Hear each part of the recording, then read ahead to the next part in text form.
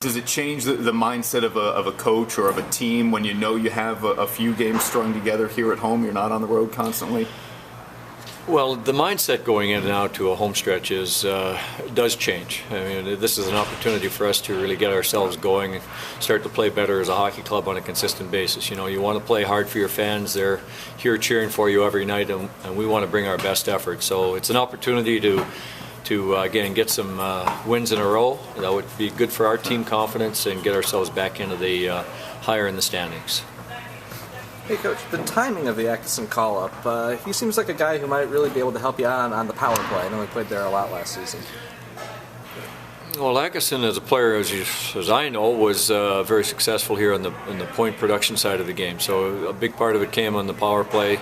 That's an area that we stumbled with, I think, out of the gate this year. It's gotten better in the last 5-6 games, but you can always improve it. And the creativity that he's going to show is a big part of the hockey game. And I hope that he can step in on the power play and really give us some good production and maybe make some great plays so other players are going to be able to find the back of the net.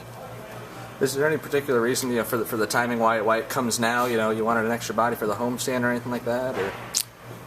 Well, I think there was two reasons there, which we touched on with the two players going down to Trenton. We just felt it was time for them to go play, and on the other side of it, the offensive part of it, the goal scoring is down for us. Power play needs to be a little bit better, and I think Akeson is a player who can bring both. And we'll get him into the lineup right away. Hopefully he has some good success. I'm going to leave him on the line with Couturier.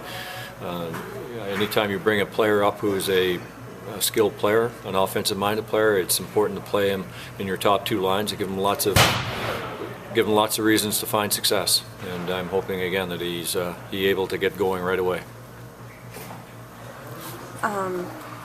McGinn was back out there after being hurt, being the scratch. Seemed like everything's back 100% or close enough to 100%. Yeah. Sore back is back. Well, we'll find out after a full practice here today. He's still out there, so it looks like he's going to be all right. And he'll get back into the lineup as soon as he gives me the green light that he's felt good after today. Get another practice in tomorrow and get him back on the line with Shane. I like the way he's played in his first dozen games or so, and he's a big body guy that's got a net presence. He's got a pretty good touch around the net, so we missed him. And Dimon was sitting out again, still working on that. Yeah, it's an injury. We're not sitting him out. He's out because of an injury, and he's just not able to get on the ice yet. It's still uncomfortable, so he's got to get himself back to full health before he can get on the ice with the kind of injury that he has. Hey, I saw FitzGerald played some forward there at Syracuse, and I heard that was something that he did a little bit last year. Does that help you out, having guys who can play both forward and defense there? It's nice to have a utility player, absolutely. A guy who can go in the back end and step in and play some minutes as a forward. And I didn't know that until I had a conversation going back probably a couple of weeks ago when we met, and he talked about playing a lot of hockey last year as a left winger. So he's able to jump in and feel real comfortable. And I thought he did a fine job. He brought emotion, he brings energy, he got involved physically, and he still went out and played the position pretty solidly. So he's a great guy in the locker room. There's a lot of things that Fitzy brings as a veteran player, and also the fact that, as I mentioned, I like the fact that he can play a kind of a utility player role.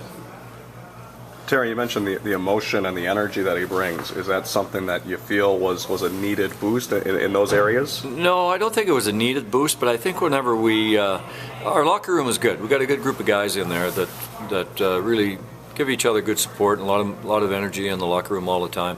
But I thought after the game in Binghamton the other night, we looked a little flat at times. We weren't coming out in that first period with the kind of jump that we showed in Manchester, and the way we finished up in Manchester. I was hoping that would just carry over. So Fitzy was a player that I looked to get into the locker room and help in that side of it, to get everybody ready right from the very beginning. And again, his involvement in the game was very good. He's a gritty guy, and Syracuse have some guys who are pretty hard to play against, so maybe you can neutralize a little bit of that. Both games this weekend were very physical games. some of that kind of the frustration of not being able to quite get pucks in the net and trying to spur something? I hope not. No, I hope not. I'd like to think that we're one of the words that I like to describe our hockey club is the word grit, and to me that's a team that is involved in the competitive part of the game and the hard areas of the ice, and they're going to bounce back after getting knocked down every time and respond to it with a big push. So, I've been pretty pleased overall with that. There's some stretches in games and games that you come away at the end of the night and you're saying we've got to be a lot better, and we know that we're a young hockey club and we're talking about and working at that side of it. But overall, I like what we have in our locker room right now.